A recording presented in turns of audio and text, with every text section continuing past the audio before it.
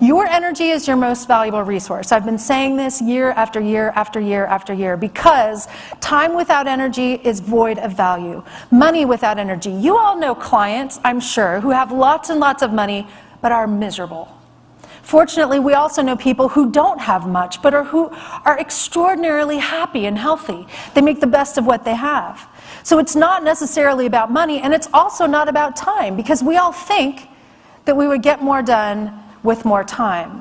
But the reality is that this constant obsession of needing more time puts us into a state of survival that is actually causing chronic nagging stress. One of the worst things you can do when you wake up is start thinking, I wish I had more time. I don't have enough time in the day to get things done.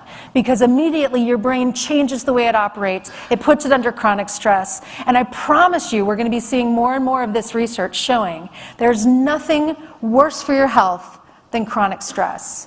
Now, I have a whole presentation on that. I don't want to get into all the details now, but I do want to tell you there's a huge difference between acute stress and chronic stress. Acute stress is what we have to deal with right now in the moment. It is primarily adrenaline-based. It causes us that fight or flight response that we've heard so much about.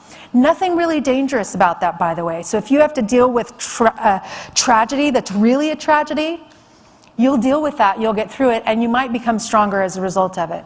The problem is the chronic stress, the everyday, I don't have enough time to get things done, I don't have enough energy, I don't have enough control over my plan, whatever it is, that's the stuff that's so toxic, it kills brain cells, it weakens our productivity and our engagement, and really destroys our health overall because of its inflammatory response.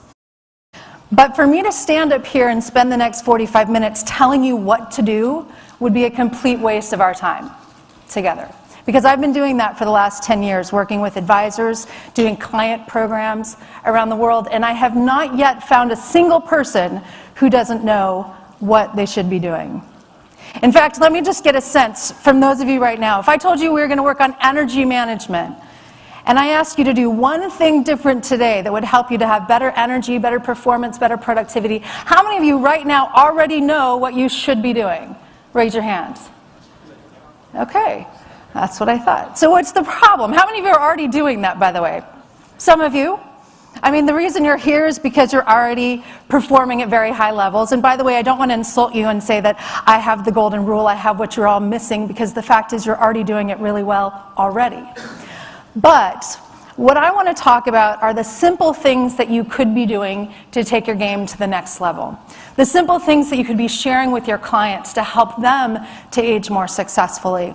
And the thing with these techniques that I really love is that they're not just things that are going to help you to age better, because one of the challenges we have in healthy aging is that it seems so far away. Even those of us who might be closer to it, it seems like it's tomorrow, we'll get to it tomorrow. These are strategies that will really help your brain to perform better today, in the moment. And especially at times like this, where you're at a conference and you're getting a ton of information. It's really difficult for you to retain that information, and you're trying to pack in so much content and so much learning and so much networking into a short period of time that for most of you, your brains are already in information overload. So I don't want to sit here and tell you more things you should be doing. I want to talk about how you might do a few things differently to get a better return on your investment. So probably the most important thing that I've learned in the last decade of working with financial advisors is what I already shared with you. It's the gap between what we know and what we do. And by the way, this isn't just with advisors, this is with everybody, the clients that I work with. There's this gap between what we know and what we do, and I like to use the analogy of a CEO and a CFO having very different goals. So a CEO is being the person who has the mission and the vision and the values and wants to motivate people and inspire people.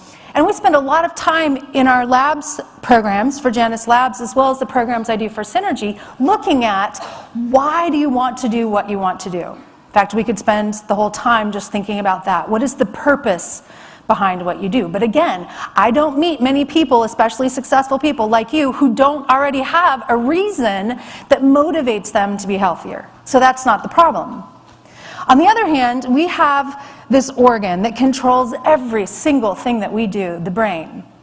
And the brain, in many ways, acts more like a CFO of an organization. It is managing the budget. It is looking at resources and trying to figure out how many resources do we currently have to spend on something that is change, because any change, even positive change, requires energy expenditure.